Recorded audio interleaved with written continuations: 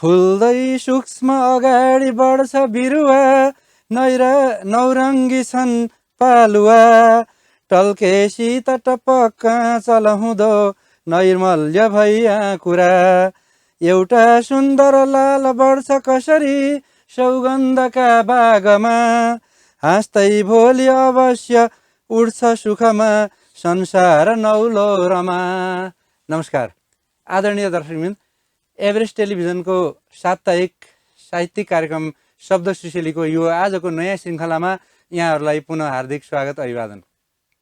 आज म जीवनाथ अधिकारी प्रस्तुता र प्राविधिक मित्र राधेश्याम कैँटीका साथमा एकजना विशेष अतिथिलाई हामीले स्टुडियोमा आमन्त्रण गरेका छौँ र हामीले विभिन्न किसिमका विभिन्न क्षेत्रका कविहरूलाई सङ्गीतसँग सम्बद्ध व्यक्तित्वहरूलाई यहाँ आमन्त्रण गर्ने गरेका छौँ। आज चाहिँ उमेरको हिसाबले अलि सानो बाल कवि भन्न सुहाउँछ जस्तो लाग्छ मलाई। एकजना बाल कविलाई प्रस्तुत गर्न लागेको छु मैले र उहाँ हुनुहुन्छ विभूति अधिकारी। विभूति अधिकारी इलाममा जन्मेर त्यसपछि सुदूरपश्चिमको कैलालीमा हुर्केर अहिले पछिल्लो समयमा काठमाडौँमा अध्ययन गर्दै हुनुहुन्छ र उहाँले सानै उमेरमा थुप्रै कविताहरू खण्डकाव्यहरू रचना गरिसक्नु भएको छ। आज त्यस्ता विशेष किसिमको हाम्रो बाल कवि विभूति अधिकारीसँग हामी केही भलाकुसारी र उहाँबाट सृजित केही रचनाहरू यहाँहरू समक्ष प्रस्तुत गर्नेछौँ। उहाँले अद्भुत इन्द्रेणी भन्ने खण्डकाव्य प्रकाशित गरिसक्नु भएको छ भने त्यस्तै गरेर अर्जुन दृष्टि कविता सङ्ग्रह पनि प्रकाशित भइसकेको छ उहाँको। यसका साथसाथै उहाँले अन्य थुप्रै फुटकर कविताहरू पनि लेखिरहनु भएको छ र काठमाडौँको एम्बिसन कलेजमा उहाँ अध्ययन गरिरहनु भएको छ। आउनुहोस् दर्शकवृन्द, तिनै बाल कवि विभूति अधिकारी जो विभिन्न साहित्यिक संस्थाहरूसँग पनि आबद्ध हुनुहुन्छ, उहाँसँग केही भलाकुसारीहरू गर्दै उहाँका कृतिहरूको बारेमा चर्चा गरौँ। स्वागत छ विभूति। हस्, धन्यवाद। के छ हालखबर? आराम कुशली छ नि? हजुर आरामै छु। हजुर आरामै हुनुहुन्छ? एकदम ठिक छ। अनि पढाइ के हुँदैछ, कस्तो छ? राम्रै छ, चलिरहेको छ, अगाडि बढिरहेको छ नि? हजुर। अब हामी सुरुमा एउटा कविता सुनौँ। कवि अथवा गायक अथवा गीतकार अथवा सङ्गीतकारहरूसँग हामी साक्षात्कार गर्दाखेरि पनि कुराको सुरुवात चाहिँ उहाँसँग सम्बन्धित जे चिज हो त्यसबाट सुरु गर्छौँ कि त्यो हामीले एक खालको चलाएको छौँ, होइन? हजुर। अब भाइ कवि भएको हुनाले एउटा कविता सुनौँ, त्यसपछि अनि कुराकानी गर्दै फेरि बाँकी कविताहरू सुनौँ। हुन्छ। कुन कविता सुन्छौँ हामी? मेरो अर्जुन दृष्टि कविता सङ्ग्रहको शीर्षक कविता अर्जुन दृष्टि नै सुन्छौँ। एकदम यो पुस्तकको बारेमा अहिले पछि हामी अलिकति चर्चा गरौँला। अर्जुन दृष्टि अनुष्टुप छन्दमा रहेको छ। सत्ताका स्वर गुन्जिन्छन् घमण्डले जताततै, भाइ भाइ लडेका छन् सत्ताको प्राप्तिमा सधैँ, देख्दै आँखा नदेखे झैँ गान्धारी गर्दछिन् किन, महाभारत चल्दैछ आफ्नालाई उठाउन, यही शकुनिका पासा लडाउँदै उठेन र, सबै बुझी नबुझ्ने झैँ गर्दैछन् ती युधिष्ठिर, सत्ताले द्रौपदी चिर्छन् मौन छन् वीर अन्तत, जसरी जित्न भन्दैछन् अस्वस्थामा हतोहत, धर्म भन्दै भुली सत्य हिँड्छन् भीष्म पितामह, द्रोण औलो कटाएर बाँड्दैछन् ज्ञानको मह, दुर्योधन उठे सत्य दबाई तलुवातिर, खोज्दैछन् पेल्न पैसाले जनकास्वर उर्वर, अभिमन्यु फसेका छन् चक्रव्यूहसँगै तल, मार्न एक यहाँ जुट्छन् लाखौँ असत्यका दल, जन्मिने छन् सयौँ गीता भए अर्जुन झैँ मन, भीम झैँ प्रण चाहिन्छ जित्न जस्तो सुकै रण, देवदत्त फुकोस् सत्ता निकालोस् शत्रुमा भय, जनका यज्ञमा सत्ता बन्नु पर्छ धनञ्जय, पसिनाको बुझी अर्थ सत्यको गर्छ सृष्टि जो, खाँचो नेपाललाई छ त्यस्तो अर्जुन दृष्टिको। धन्यवाद। कतै गजबको है। कसरी फुर्छ यस्तो कुरा? यस्तो कुरा अब समाजमा विद्यमान विकृतिहरूलाई देखेपछि, सामाजिक विकृति, राजनीतिक विकृतिलाई देखेपछि चाहिँ यस्ता कविता लेख्न मन लाग्ने ती रहेछ। सबै कुरा बुझ्ने बेला त भएको छैन उमेरको हिसाबले त है। अहिलेका अब ठिटाठिटीहरू भनौँ अथवा अहिलेका बालबालिकाहरू त अब त्यस्ता कुरातिर भन्दा पनि अलिकति रमाइलो मनोरञ्जन हुने खालकाहरू, दिल बहलाउने खालका कुराहरू अर्कै तरिकाले होइन त्यतातिर बढी केन्द्रित हुन्छन्। तर विभूतिको त अर्कै गाम्भीर्य देखिया छ है। अब त्यो कुरा चाहिँ निरन्तर रहोस् होइन, यसलाई अझ उचाइमा पुर्याउने हिसाबले चाहिँ लाग्नुपर्छ। ल त्यसको लागि धन्यवाद। अब अलिकति कुराकानी गरौँ न। अब इलाममा जन्मियो। हजुर। त्यो इलाम कस्तो रहेछ? इलाम त कति भयो छोडेको? कति वर्षदेखि छोड्यो? इलाम त सानैमा हामी धनगढी आएको, त्यो हुँदाखेरि पछि पनि आते जाते त भइरहन्छ। ए अब सुन्दाखेरि त सुन्दर छ इलाम भनेर भनिन्छ। हजुर। कस्तो लाग्छ? वास्तवमै इलाम त भूस्वर्ग नै हो भन्छु म चाहिँ है। अत्यन्तै सुन्दर, त्यो सुन्दर मनोहर पनि शब्द नि कम हुन्छ इलामका लागि। इलाम साँच्चै इलाम जस्तै छ। इलाम जस्तै छ। हजुर। त्यो इलाम जस्तै छ भनेपछि दोस्रो इलाम पनि इलाम जस्तै छ। हजुर एकदम। अनि कति वर्षमा बस्यो सुरुमा चाहिँ लगातार इलाम? थाहा छ त्यतिखेरको केही सम्झनाहरू? त्यति थाहा छैन किनकि सानैमा आएको, भयो, त्यो अनि पछि हुँदाखेरि त्यति आवतजावत चाहिँ भयो। भइरहन्छ। बाल्यकाल धेरै जसो अब धनगढीतिरै बित्यो। हजुर। धनगढी डडेलधुरा।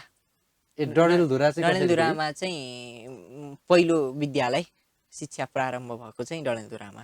भनेपछि इलाममा जन्मियो, त्यसपछि धनगढी गइयो कि डडेलधुरा पुगिएछ? धनगढी पुग्यो। अनि त्यसपछि डडेलधुरा। डडेलधुरा कस्तो सन्दर्भले त्यहाँ पुग्यो त? त्यहाँ बाबा चाहिँ शिक्षा क्षेत्रमा धनगढीमा हुनुहुन्थ्यो। अनि त्यो हुँदा डडेलधुरामा पनि त्यहाँ केही विद्यालयसँग सम्बद्ध भएको हुनाले अनि त्यसरी डडेलधुराको आलीताल ठाउँमा। ए इलाम पूर्वको, हजुर, डडेलधुरा पश्चिमको पहाड। हजुर। त्यो दुईटालाई अलिअलि थोरै तुलना गर्न सकिन्छ? सकिन्छ, किन नसकिनु। इलाम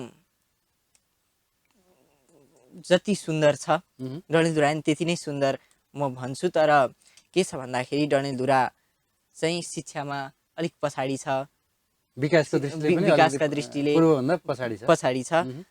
त्यस्तै हुन् कुराहरू। ल भनेपछि यो डडेलधुराको कुरा त मैले अहिले थाहा पाएँ होइन। जे होस् पूर्वको मान्छे पश्चिम पहाडमा पुगेर पनि सानैमा भए पनि केही अनुभव त गरेको छ होइन त्यो हिसाबले। अनि डडेलधुरामै पढ्न सुरु गरियो? हजुर। कति कक्षासम्म पढ्यो त्यहाँ? त्यहाँ नर्सरी पढ्यो, त्यसपछि धनगढी नै। मेरो धेरै समय धनगढी नै बित्यो होइन। अनि धनगढीमा झरेपछि हजुर त्यहाँको पढाइको अवस्था, त्यहाँको वातावरण, अब डडेलधुरा र धनगढी हुन त पहाड मधेस भनौँ, माथि र तल भयो होइन, तैपनि त्यहाँको धनगढीको अवस्था चाहिँ कस्तो थियो त? त्यहाँको वातावरणदेखि लिएर सबै कुरा, माहौल, परिवेश? डडेलधुरा भन्दा विकसित नै हो धनगढी। त्यो हुँदाखेरि शिक्षाको स्तर पनि राम्रो। अरू त अब अलिक गर्मी ठाउँ? हजुर, अलिक गर्मी ठाउँ भयो धनगढी। अनि अब सानैमा भएको हुनाले त्यति धेरै कुराहरू स्मरण छैन। पछि त अब 5, 6, 7, 8, 9, 10 कक्षा नै धनगढी, 10 कक्षासम्म धनगढी, त्यसपछि अनि यता एम्बिसनमा बानेश्वर अहिले चलिरहेको छ। ल अब कुराकानी हामी गरिहाल्छौँ। एउटा फेरि कविता सुनौँ न। हुन्छ। कुन कविता सुन्छौँ अहिले हामी? अब पृथ्वी छन्दको साहस शीर्षकको कविता। पृथ्वी छन्द। हजुर। यो छन्द चाहिँ कसरी सिकाए? छन्द यहाँ त अब अलि बढी नै अध्ययन गरेका पाका मानिसहरूलाई पनि छन्दले त धुरु आएको पनि देख्छौँ हामी कतिपय ठाउँमा है। हजुर। अब छन्द सिक्ने मैले चाहिँ लकडाउनको बेला सिकेको। कविता 6 क्लासदेखि लेख्न थालेको। अनि लकडाउनको बेला प्राध्यापक डाक्टर देवी नेपाल गुरु मार्फत हेटौँडाबाट चाहिँ सञ्चालन भइरहेको त्यतिखेर नवसर्जक केन्द्रित अनलाइन साहित्यिक प्रशिक्षण अभियान चलाउनु भएको दिपक गौतम गुरुले मलाई यो छन्द सिकाउनु भएको हो। त्यहाँबाट छन्द सिकेर हजुर लेख्ने क्रम निरन्तर छ होइन? हजुर ल एउटा सुनिहालौँ त्यसलाई। हजुर साहस शीर्षकको कविता। विशाल छमडा हृदय अप्रिय मेघ आकाशमा र छर्न असमर्थ छिन् कुसुमले कुनै वासना छखोट सरी देखिँदो मलिन चित्त आदित्यको मर्यो कि अब न्याय झैँ रहरको बगैँचा डढ्यो फुलेन प्रियको पिला किन अकाल मर्दै गयो बतास सहसा चल्यो सब भविष्य झर्दै गयो अबोध कलिला टुसा झसक छन् बलात्कारले पिरोल्दछ पुनः पुनः अहह दानवी धारले प्रथा सरी भयो चल्यो निठुर बाजको शासन हुडा र अझ चिल्दछन् कुमुदिनी मृगी यौवन अगाध पिरले रुदै छ यसरी भदौरे झरी सुनिन्छन् त प्रीतका विजय गीत धरती भरी समस्त सुनसान छन् छ अब शून्य मात्रै बरा सधैँ मुटु चिथोर्दछन् कति अझै सहन्छौ धरा चरी बनन साहसी अनि सकिन्छ दुखी जुनी यसै चुप बसे तिमी त बदलिन्न केही पनि चरी मृग सबै मिली दमन बाजको ढाल्नु छ बलात्कृत नहुन् कुनै प्रण गरी अझै बढ्नु छ चलुन् जतिसुकै कडा कहरका घना त्रासदी लगाउँछु किनारमा पिर बहन्छु बन्दै नदी। धन्यवाद। ल मिठो कविता यो पनि है, यो कविताको लागि पनि धन्यवाद। अब लेख्न चाहिँ 6 कक्षामा पढ्दाखेरि लेख्न थालियो भन्यो होइन? हजुर कवितैबाट सुरु भयो कि? हजुर कवितैबाट किसान शीर्षकको कविता। त्यसको एउटा दुईटा लाइन आउँछ? सम्झन गाह्रो छ अहिले। हजुर गाह्रै छ। त्यो प्रकाशित भयो कतै गरियो कि गरिएन? गरिएन त्यो प्रकाशित। गरिएन। अनि विद्यालयमा सहभागी हुने कार्यक्रमहरूमा यताउता त्यो कस्तो चल्थ्यो? हजुर मैले पहिलो कविता कसरी लेखेको भन्दाखेरि भानु जयन्तीको अवसरमा दुन एकाडेमी विद्यालयले कविता वाचन प्रतियोगिता राखेको थियो। त्यो कविता वाचन प्रतियोगितामा चाहिँ मैले पुस्तककै कविता वाचन गरेर पाठ्य पुस्तकै? हजुर त्यो चाहिँ वाचन त्यो स्वयंको हुनु पर्दैन थियो, वाचन गर्नुपर्ने थियो। अनि पुस्तककै पाठ्य पुस्तकै कविता वाचन गरेर म प्रथम भएँ। अनि त्यसबाट चाहिँ प्रेरणा मिल्यो अनि त्यसपछि डायरी र पेनहरू पाएको थिएँ पुरस्कारमा। अनि त्यहाँबाट चाहिँ मैले किसान शीर्षक कविता त्यसरी लेखेँ। त्यसपछि वाचनबाट मैले पनि लेख्न सकिने हो हो होइन? अब वाचन त गरियो हजुर भनेर। अनि त्यो वाचन गरेको कविता छन्दकै थियो? झ्याउरे छन्दको थियो। झ्याउरे छन्दको थियो। हजुर। अनि अब यो छ नि छन्दमा वाचन गरियो, छन्दमै लेख्न थालियो होइन? त्यो छन्द भनेर थाहा पाउनुभन्दा अगाडि अथवा छन्दका नियमहरू, गणका कुराहरू, सङ्केतका कुराहरू, विश्रामका कुराहरू छन् नि होइन? हजुर। अब त्यसमा पाउ, श्लोक इत्यादि भनेर हामी जान्छौँ। त्यो थाहा पाउनुभन्दा अगाडि कमसेकम लय चाहिँ कस्तो थियो? आउँथ्यो कि आउँदैन थियो? सामान्य कुनै पनि छन्दको अथवा शार्दूल विकृत होस् अथवा वसन्त तेलका होस्, ती श्लोकहरू भेटिए भने हजुर त्यसलाई सरर वाचन गर्न चाहिँ आउँथ्यो कि आउँदैन थियो? त्यो लय टिपिन्थ्यो कि टिपिँदैन थियो? धेरै प्राध्यापक डाक्टर देवी नेपालका कविता, रामप्रसाद गेवाली गुरुका कविता, प्रभा भट्टराईका कविता धेरै नै युट्युबमा सुनेको, त्यसैबाट चाहिँ छन्दप्रति मोह बढेको। अनि त्यो हुँदाखेरि चाहिँ गणसूत्र नजाने पनि सुरुमा चाहिँ लय चाहिँ उहाँहरूकै अनुकरण गर्दै गर्दै त्यस अनुसार नै लेखियो, गाइयो। त्यसपछिको कुरा त अब दोस्रो चरणमा त गणहरू लकडाउनका बेला सिकियो दिपक गौतम गुरु मार्फत लकडाउनमा भर्चुअल रूपमा। अनि त्यसरी चाहिँ छन्दमा अनि गणसहित लेख्न थालियो। अनि अब प्रेरणाको कुरा हामीले गऱ्यौँ नि, हजुर त्यो पहिलो कविता वाचन गर्दाखेरि, पाठ्यपुस्तकको कविता वाचन गर्दाखेरि प्रथम भयो, त्यहाँबाट पुरस्कारहरू पायो, एउटा प्रेरणा त त्यहाँ भयो। त्यसपछिको कुरो चाहिँ अझै लेखौँ होइन, हजुर अथवा लेखिसकेपछि एउटा दुईवटा दुई चारवटा लेखिसकेपछि राम्रो छ भन्ने खालको वातावरण चाहिँ कसरी बन्यो? अब मैले अघि पनि भने युट्युबतिर खुब कविता सुनिन्थ्यो, त्यो हुँदाखेरि त्यस्तै सुमधुर रूपमा चाहिँ मैले पनि लेख्न सक्छु मैले पनि भनेर अनि लेखिरहन्थेँ। अब त्यतिखेर विद्यालयको यता एकाडेमिक पढाइ पनि थियो, त्यो हुँदाखेरि धेरै अवसरहरू पाएको पनि थिइनँ। तर लकडाउन भइसकेपछि चाहिँ मैले प्राध्यापक डाक्टर देवी नेपाललाई खोज्दै म दीपक गौतम गुरुसँग सम्पर्कमा पुगेँ। त्यहाँ पुगिसकेपछि छन्दको प्रशिक्षण लिएँ। छन्दको प्रशिक्षण लिएपछि कविताहरू लेख्न अब त्यहाँ थुप्रै अरू पनि नवसर्जकहरू हुनुहुन्थ्यो। त्यो हुँदाखेरि एउटा साहित्यिक परिवेश निर्माण भयो।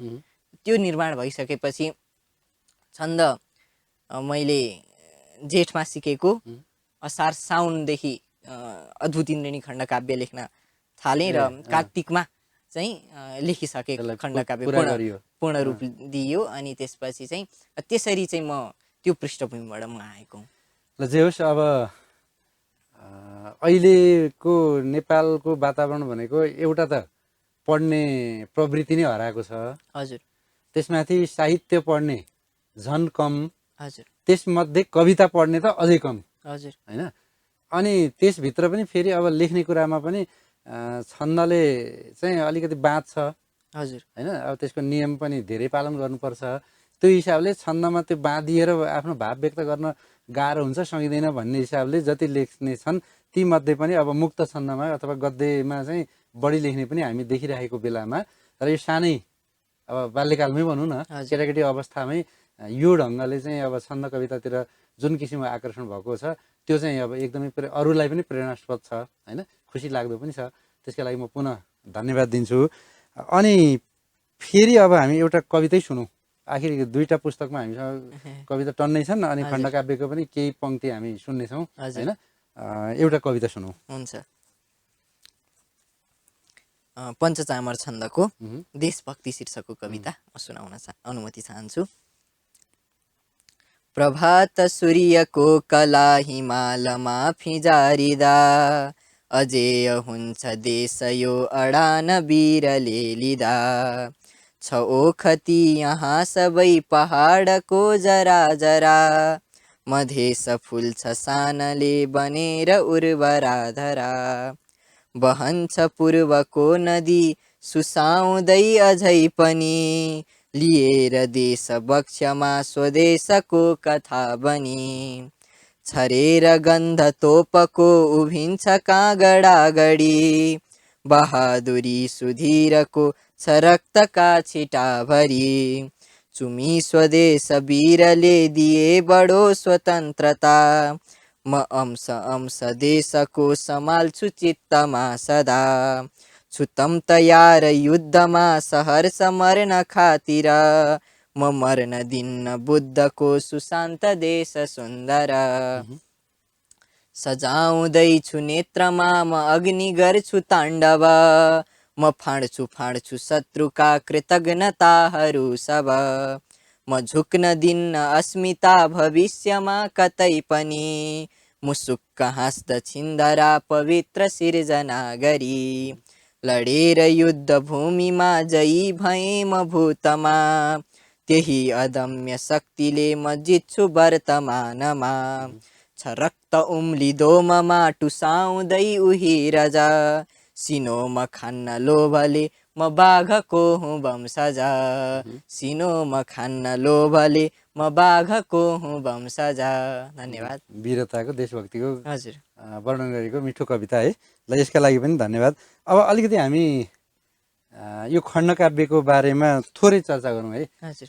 पहिली यो कविता सङ्ग्रहभन्दा अगाडि अद्भुत इन्द्रेणी आयो। हजुर। होइन, अब यो खण्डकाव्यको विषयवस्तु चाहिँ कस्तो छ? अद्भुत इन्द्रेणी खण्डकाव्य मैले यो अद्भुत इन्द्रेणी होइन। हजुर। अब यो चित्रहरू पनि यहाँ सुन्दर देखिएका छन्। हजुर यसो हेर्दाखेरि अब यहाँ नेपालीहरू चाहिँ अब विभिन्न समुदायका सम्प्रदायका नेपालीहरूको जमघट दिएको छ। आखिरमा यसले प्रतिनिधित्व गरेको इन्द्रेणीको त्यही होला। हो अवश्य नि, यो नेपाली समाजको इन्द्रेणी रूप, हाम्रो विविधतामा एकता भएको इन्द्रेणी रूप। यो खण्डकाव्य मैले 8 कक्षाको बोर्ड जाँच दिएपछि लकडाउनको बेला छन्द सिकेर लेख्न थालेको, र यो मैले देश चिन्नका लागि लेखेको पुस्तक हो। मेरो देशमा चाहिँ विविधतामा एकता छ, विभिन्न जात जातिहरूको संस्कृति कस्तो छ, उनीहरूको रहनसहन कस्तो छ, भाषा परिवेश कस्तो छ, त्यो कुरा बुझ्नका लागि यो नेपाली समाजको इन्द्रेणीलाई बुझ्नलाई मैले यो लेखेको। यसमा चाहिँ हिमाल, पहाड र तराई गरेर 3टा खण्डमा यो विभाजित छ। र यसमा चाहिँ ती हिमालमा, पहाडमा, तराईमा पाइने जात जातिहरूको भाषा, संस्कृति र त्यहाँको विशिष्ट स्थलहरू, पुरातात्विक किम्वदन्तीहरू, ती कुराहरू यसमा चाहिँ मैले राखेको छु। कति श्लोक छन् यसमा? यसमा 400 को हाराहारीमा छ। 400 त्यति 400 श्लोक बनाउनलाई कति महिना लाग्यो या कति समय लाग्यो? साउन, भदौ, असोज, कार्तिक 4 महिना, लगभग 4 महिनामा 4 महिनामा मैले यो तयार पारियो। यता पढाइ पनि छँदैछ त्यतिखेर लकडाउनको बेला लेखेको भए पनि अब पढाइ पुस्तकको कुरा पनि त अलिअलि त हेर्नै पर्यो हैन। लगातार यसैलाई मात्रै समय दिएर पनि नहोला हैन। त्यो हिसाबले अब यो त्यो किसिमले लेख्यो। यो पहिली फुटकर कविता भन्दा पहिली यो आयो, खण्डकाव्य आयो। हजुर। अब त्यो बीचमा यो लेख्नुभन्दा अगाडि फुटकर कविता थिए कि थिएन लेखेका? केही थिए, धेरै थिएनन्, कृति नै निकाल्ने गरेका चाहिँ थिएनन्। त्यतिखेर भर्खर जेठमा छन्द सिकेको, साउनदेखि त मैले खण्डकाव्य लेख्न थालेको।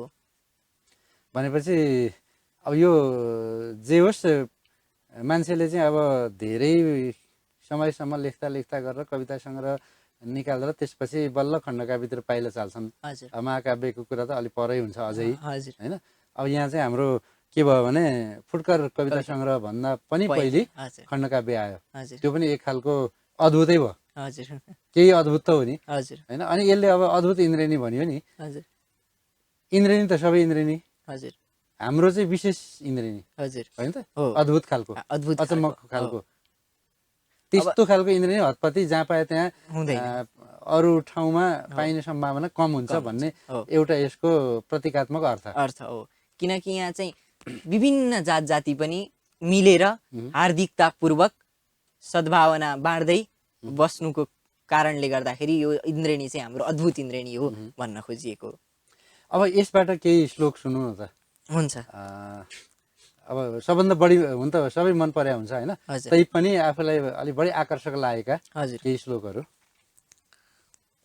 हाम्रो माथ हिमाल हो चहकिलो, आभा यही टल्कने, नेपाली जनमानसा नगरीमा संसारमा झल्कने, छाया हो जय वीरता विजयको हाम्रो हिमाली शिर, एउटा सुन्दर बिम्ब शान्ति रहने हो एकताको स्वर, बोक्ने विश्व पहाड बाहुबलले बाहादरा पाखुरा, नौलो स्वर्णिम यो विकास गतिले पुग्ने नयाँ टाकुरा, पाएको अमरत्व संस्कृति कला सौन्दर्यको चेतना, हाम्रो आत्मिक फाँट शैल हिममा बन्धुत्वको भावना, बाली स्वर्ण मधेशकार विजसै जाज्वल्य तेजोमय, गोर्खालीपन झल्कियो मुटु भई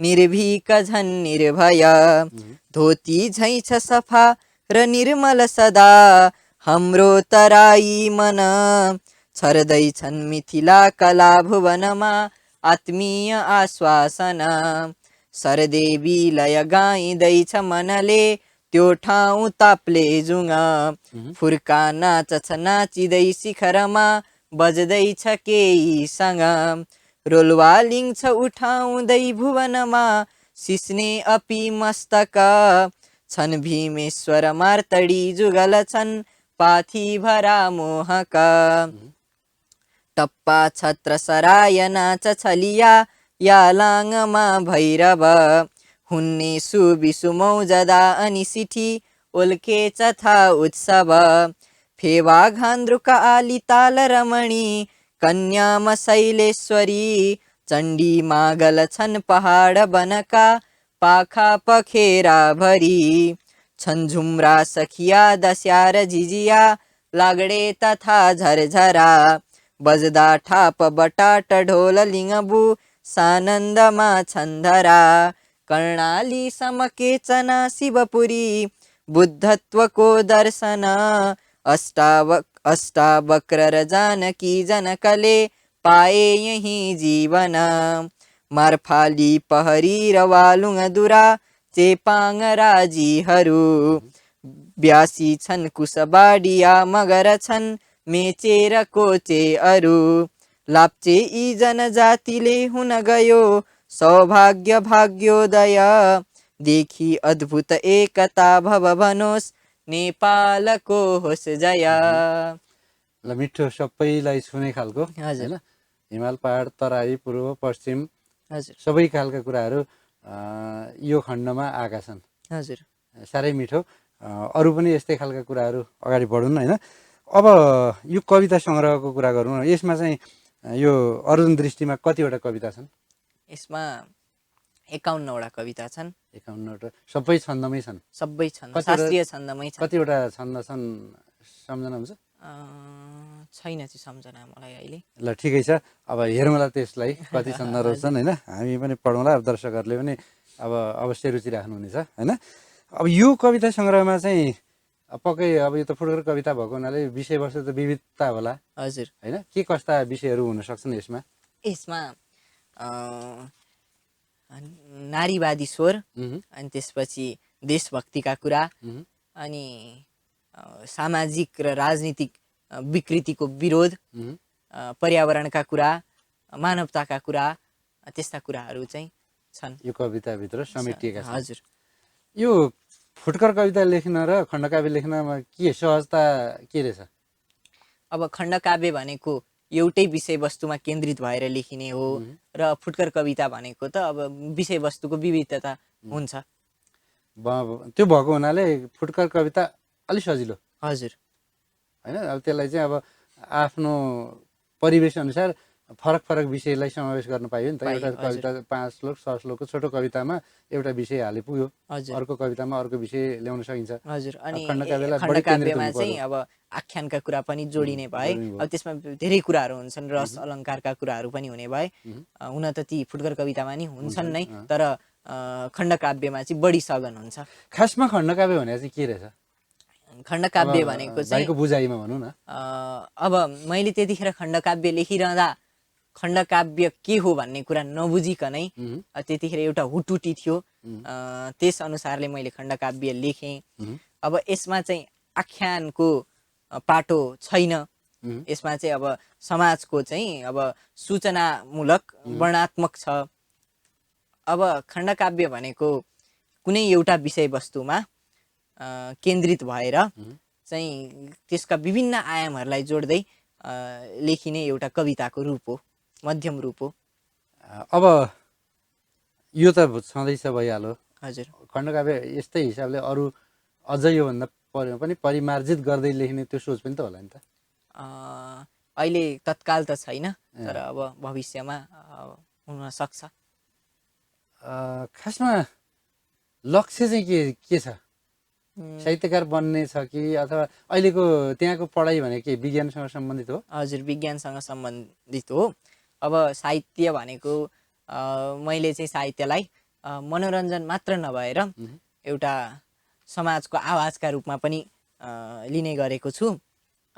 अब साहित्य भनेको चाहिँ अरू केही गर्दै गर्दै पनि गर्न सकिन्छ, त्यसलाई मैले चाहिँ दोस्रो पाटोमा राखेको छु। भनेपछि विज्ञान सम्बन्धित नै केही पढ्ने भन्नाले डाक्टर बन्ने सोच छ कि इन्जिनियर बन्ने कि अथवा अहिले त प्राय त्यस्तै हुन्छ होइन? हजुर, अब अहिले डक्टर इन्जिनियर भन्दा पनि अब त्यसैको पेरिफेरी भनौँ, ठ्याक्कै त अहिले नभनौँ। अहिले यो उमेर भने नि 17, 18, 19 वर्ष भनेको हजुर अहिले देखिएको अधिकांश युवाहरूको वैदेशिक मोह हजुर। के छ? त्यो प्रतिको धारणा के छ? अब म चाहिँ के भन्ने गर्छु भन्दाखेरि, अब हुन त सबैले भनिरहेकै कुरो हो, अब बाहिर जानु नराम्रो चाहिँ होइन, तर केही सिक्नका लागि जानु नराम्रो पनि होइन। सिकेर फेरि देशमै आएर गर्न पनि सकिन्छ। अब हाम्रो देशको राजनैतिक सामाजिक अवस्था अहिले जटिल नै छ, हरेक दृष्टिकोणले हेर्ने हो भने पनि। त्यो हुँदाखेरि बाहिर गएर केही नयाँ कुराहरू सिकेर देशमै केही गर्न सक्दा चाहिँ राम्रो हुन्छ। त्यहाँबाट ज्ञान सिप लिएर आएर त्यो यहाँ प्रयोग गर्न पायो भने त त्यो धेरै राम्रो हो होइन, आफ्नो देशको लागि। ल एकदमै यही कुरा चाहिँ पछिसम्म पनि कायम होस्, यही विचारमा अडिगिरहने त्यो अवस्था होस् होइन। र बाहिर गएर अब विज्ञान प्रविधिका कुराहरू लगायतका कुराहरू सिपहरू हामीले यहाँ ल्याएर भित्राउन सक्यौँ भने बल्ल हाम्रो उत्थानमा चाहिँ टेवा पुग्छ नि त होइन। अब हाम्रो त यहाँ भएको अलिअलि सिप भएका मान्छेहरू पनि सबै विदेशी नै उतै बस्ने। हुन त अब अवसर यहाँभन्दा उहाँ बढी होला, तर अवसर कसले बनाइदिने भन्ने पनि एउटा सवाल छ फेरि होइन। हामीले हाम्रो लागि बनाएनौँ भने अरूले त बनाइदिन् होइन। उनीहरूले बाहिरकाहरूले त बाहिरबाट चाहिँ त्यो प्रविधि ल्याउन सके, त्यस्ता खालका व्यक्तिहरू आफ्नोमा ल्याउन सके, आफ्नो मुलुकलाई चाहिँ माथि उठाउन सकिन्छ भन्ने उद्देश्यले उनीहरू त्यो काम गरिरहेका हुन्छन्। अब थोरैले मात्रै हामीलाई आवश्यक पर्ने सिपहरू बाहिरबाट यहाँ ल्याएर भित्र्याएर यहाँ ल्याएर अनि हामी यहीँ बसेर काम गरौँ भन्ने खालको मानिसहरू अहिले थोरै पाइन्छन्। विभूतिको त्यो धारणा, त्यो विचारप्रति मेरो पनि समर्थन छ होइन, मेरो धन्यवाद पनि छ। त्यस्तै गरौँ र साहित्यलाई चाहिँ नछोडौँ, किनभने साहित्य यसो हेर्दाखेरि हेर्ने बेलामा सहज पनि छ होइन। यसका लागि अब कवितै लेख्नलाई या कथा लेख्नलाई, निबन्ध लेख्नलाई एक खालका कुराहरूको मात्रै अध्ययन गरे पनि पुग्छ। धेरै यताउता टेक्निकल कुराहरू जानिराख्नु परेन भन्ने खालको पनि मानसिकता चाहिँ हुन्छ।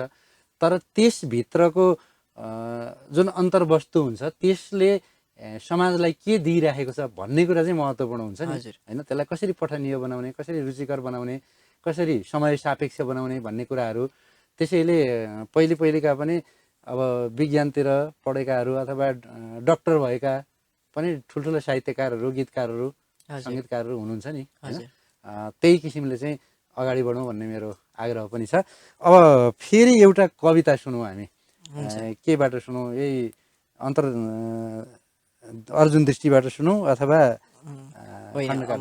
कविता सङ्ग्रहबाट म जनता शीर्षकको कविता अनुष्टुप छन्दको सुनाउँछु। चर्का चर्की सधैँको छ तेरो मेरो लुछाचुडी, विकास बातले गर्छन् हातले भर्दछन् भुँडी, सामन्तीपन उस्तै छ हेपिँदैछन् परिश्रमी, हल्लामा दौडियो देश भन्दै छैन कुनै कमी, काला पत्रे भए बाटा मात्रै चुनाव खातिर, फुट्छन् पटपटी बाटा चुनावका पछिल्तिर, चेली कमलरी बस्छिन् सम्भ्रान्तका घरै घर, मिल्ने छन् हक चेलीका भन्ने गर्छन् तिनै नर, गर्छन् चन्द्र छुने बात देख्दैनन् भूमिको पिर, वीरताका कुरा गर्छन् आफै हुन्नन् दृढ स्थिर, मनै हुँ युगको माग भन्दै भाषण पड्किए, भोको उदरलाई खै खान लाउन के दिए, बलात्कृत भए छोरी तातिन्छ माइती घर, हप्ता दिन नबित्दैमा त्यसको गल्छ जागर, शालीनता ममा खोज्छन् गर्दै आफू उचो स्वर, शालीनता ममा हुन्न गर्छौ भने उचो स्वर, म विवेकी भए तिम्रा हट्छन् षड्यन्त्रका जरा, ममा ज्ञान फुलेदेखि कोही हुन्नन् कठै बरा, आफ्नो हक चिने मैले रहँदैन दरिद्रता ममा शालीनता जागोस् नफुलोस् तुच्छ दासता। मिठो, यो धन्यवाद। पनि साह्रै साह्रै मिठा कविताहरू सुन्दैछौँ आज हामी है। हजुर। आनन्द पनि दिने, त्यसले चाहिँ हामीलाई अन्तर्हृदयलाई पनि झकझक्याउने खालका, त्यसका लागि फेरि धन्यवाद। अब अलिकति कुराकानीतिर फर्क्यौँ। यो अध्ययन र साहित्य, अब अध्ययन भनेको आफ्नो किसिमको अब पढाइको निरन्तरता, हजुर। त्यो र साहित्यको अध्ययन, साहित्य लेखन, त्यतातिर गरिने चिन्तनको बिचको समन्वय कसरी मिलाउने? अब त्यसलाई चाहिँ अब त्यो आफूमा भर पर्ने कुरा हो है। अब कसरी मिलाउने भन्दाखेरि अब अध्ययन गर्नुपर्ने बेला अध्ययन गर्ने, अब लेख्नुपर्ने बेला लेख्ने। अथवा अब मैले चाहिँ कस्तो गर्ने गरेको छ भनेदेखि अब आफ्नो शैक्षिक अध्ययन जुन छ त्यो गरिरहेको बेला कहिलेकाहीँ अल्छी लागेका बेला चाहिँ साहित्यतिर कविता पढ्ने लेख्ने गर्दाखेरि चाहिँ आनन्द पनि मिल्ने। त्यो हुँदाखेरि मैले चाहिँ त्यसरी चाहिँ अगाडि बढिरहेको छु। यो कविताको सम्मोहनले हजुर। यतातिर पढाइलाई केही अप्ठ्यारो त पारेको छैन? कहिलेकाहीँ त्यस्तो जाँचको बेला भएको छ, कविता लेखौँ लेखौँ भित्रदेखि चाहिँ फुरेर आएछ, त्यस्तो खालको त केही अलमत छैन? छैन छैन। भनेपछि हामीले त्यसलाई सन्तुलनमा राखेर सन्तुलन दुईटैलाई दुवै पाटालाई चाहिँ मिलाएर अगाडि बढ्ने। अनि एउटा अघि मैले अलिकति छुसो कुरा निकालेँ नि, अहिले पढ्ने अथवा अध्ययन गर्ने प्रवृत्ति भनेको एकदमै रासोन्मुख छ। हजुर। विद्यार्थीहरूले पनि नपढिदिने, विद्यार्थीले पढ्ने भनेको कोर्सको किताब, त्यो पनि बाध्यताले, हजुर होइन, जाँच दिनुपर्छ, पास हुनुपर्छ, अलिकति ग्रेड राम्रो ल्याउनुपर्छ भन्ने हिसाबले मात्रै पढ्ने।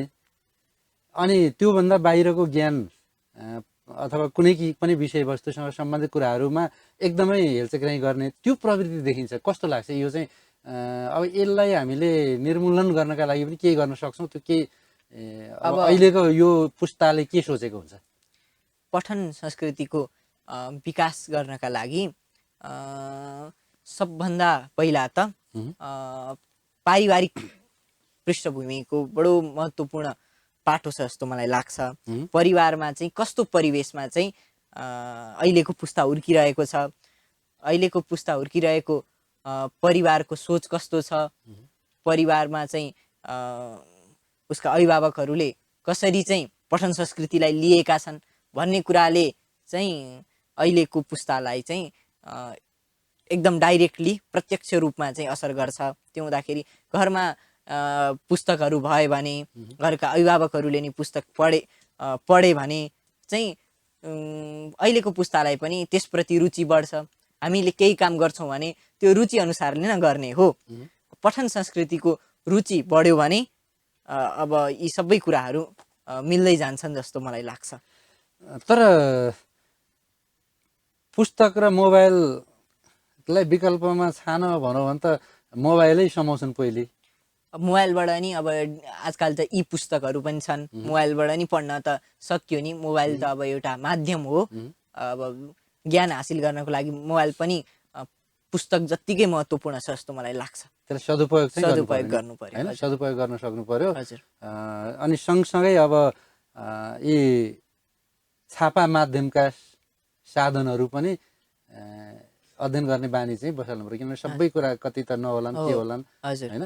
अथवा यदि अब यो भनौँ न इन्टरनेटको माध्यमबाट सबै कुरा हुन त हुन्छ, तैपनि पुस्तकहरूको महत्त्व आफ्नो ठाउँमा छुट्टै किसिमको छ फेरि, होइन। त्यो हिसाबले हेर्दाखेरि चाहिँ अब ज्ञानको कुरा लिने भन्दा पनि मनोरञ्जन लिने किसिमले मोबाइल चलाउने, कम्प्युटर चलाउने प्रवृत्ति बढ्दाखेरि चाहिँ अब त्यसले त्यति धेरै फाइदा नपुर्याउला, होइन। किनभने एक किसिमको त्यो चाहिँ अब फेसबुक हेर्न थालेपछि फेसबुक हेरेछ त्यही मात्रै छ, होइन। अथवा अहिले नभए पनि टिकटक हेर्न थालेपछि टिकटकमै झुमेको छ पुरै। त्यो गर्दाखेरि अब त्यहाँबाट पनि कति कुरा त आउलान्, तर आवश्यक सबै कुरा त त्यसले मात्रै नदेला, अरू ठाउँबाट पनि खोज्नु पर्ला। यो कुरालाई चाहिँ अब प्रयोगकर्ताले पनि अलिकति संवेदनशील भएर हेर्नु पर्यो, ती कुराहरू। अब परिवारको वातावरणले पनि पुस्तक पठनमा चाहिँ फरक पार्छ भन्ने कुरा आयो नि। अब हामी अलिकति पारिवारिक अवस्था जाउँ त, के छ पारिवारिक अवस्था अहिले? अब घरमा कतिजनाको परिवार अहिले? बाबा, मामु र म, हामी तिनजना। तिनजना हजुर भनेपछि एक्लो सन्तान भन्नु पर्यो। हजुर हजुर। अनि अब पुस्तकहरू घरमा चाहिँ शैक्षिक पुस्तक, एकाडेमिक पुस्तकहरू र केही मात्रै, त्यति धेरै साहित्यिक पुस्तक नभए पनि तर त्यो एकाडेमिक पुस्तक नै अब बाबा मामु दुवैजना शिक्षा बाबा पनि शिक्षक, मामु मामु पनि शिक्षक। हजुर, उहाँहरू चाहिँ अब साहित्यिक पुस्तक प्रति त्यति धेरै नपढे पनि शैक्षिक पुस्तकहरूको पढ्ने बानी भएकाले त्यो हुँदाखेरि मलाई पनि पठन संस्कृतिप्रति रुचि बढ्यो। अब कविताप्रति रुचि बढेका हुनाले चाहिँ साहित्यिक पुस्तक बढी पढियो। त्यस्तै अनुसारले नै त्यो वातावरण मिलाउने बाबा र मामुको नाम सुनौँ न एकचोटि। मेरो बाबाको नाम रामप्रसाद उपाध्याय अधिकारी, मामुको नाम गायत्री भट्टराई अधिकारी। हजुर त्यसपछि हजुर। ल धेरै धेरै धन्यवाद। अब हामी कार्यक्रमको अन्तिममै आइपुग्यौँ। हजुर अब अन्तिममा एउटा कविता सुनौ। हुन्छ। विधाता छन्दको रहेको छ, असली मान्छे। उठेका हातमा ठेला कहन्छन् के छ सङ्घर्ष, ससाना चोट बोल्दैछन् छ कस्तो दुःखमा हर्ष, सधैँ नै मुस्कुराएका फुटेका ओठले भन्छन्, युगौँ यी पाखुरा मेरा भिरालो बोक्न चाहन्छन्, हिँडेका काममा गोडा सुबिस्ता निम्ति रुक्दैनन्, स्वयंको आँटले बाँच्नेली सन्त्रास लुक्दैनन्, क्षमाथा स्वावलम्बी यो भएको हुन्छ स्वाधीन, दयाले चित्त हुर्कन्छन् हुँदैनन् भावनाहीन, कहाँ मान्ने ठुलो सानो र जान्दैनन् परायाको, तिनी आत्मीयता उन्दै र गाँच्छन् हार मायाको, भई आफ्ना सबै जुट्छन् परेमा दुःख सङ्कष्ट, सधैँ हाँस्ने सबै हाँस्ने त्यही नै जिन्दगी मस्त, बनेका सास आफू छन् बचाई ज्यान अर्काको, स्वयंको अस्मिता मेटी बचाए मान अर्काको, बसे फेदी अरूलाई पुर्याए चन्द्रमासम्म, गरी सत्याग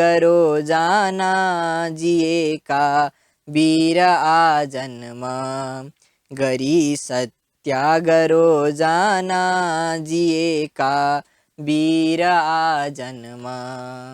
साह्रै साह्रै मिठो कविता। हजुर। अन्तिममा यो मिठो कविता सुन्यौँ। विभूति, अब यस किसिमको लेखन अध्ययन अभ्यास छँदैछ हजुर हैन? आफ्नो पढाइका साथसाथै यो साहित्य कविता, विशेष गरी छन्द कवितालाई पनि नबिर्सिकन अझै अगाडि बढाउने काममा चाहिँ विभूतिबाट त्यो प्रयास हुनेछ भन्ने आशाका साथ आजको यो कार्यक्रममा आइदिएर हामीलाई ठुलो गुण लगाएकोमा धेरै धेरै धन्यवाद। धन्यवाद यहाँहरूलाई पनि, मलाई बोलाउनु भयो, मेरा कुरा सुनिदिनु भयो। हजुरलाई, एभरेस्ट टिभीलाई लगायत सम्पूर्ण देश विदेशमा बसेर हेरिरहनुभएका दर्शक महानुभावहरूलाई पनि म अन्तर्हृदयबाट कृतज्ञता व्यक्त गर्दछु। धन्यवाद। हवस् त दर्शकवृन्द, आजको हाम्रा अतिथि विभूति अधिकारीका यिनै भलाकुसारी र मिठा कविताहरूका साथमा आजको हाम्रो कार्यक्रम शब्द सुशेलीको समय सकिएको छ। आजलाई बिदा दिनुहोस्। प्राविधिक मित्र राधेश्याम कैँटी र प्रस्तुता म जीवनाथ अधिकारी। अर्को हप्ता पुनः यहाँहरू समक्ष यस्तै एकजना विशेष अतिथिका साथ भेटघाट गर्नेछौँ। त्यतिन्जेललाई बिदा दिनुहोस्। हवस् त, धन्यवाद, नमस्कार। डाँडा पाखा पखेरीमा शब्द सुसेली, गाउँ घर मझेरीमा शब्द सुसेली, साहित्यको भाव भाका शब्द सुसेली, नेपालको दिव्य आँखा शब्द सुसेली।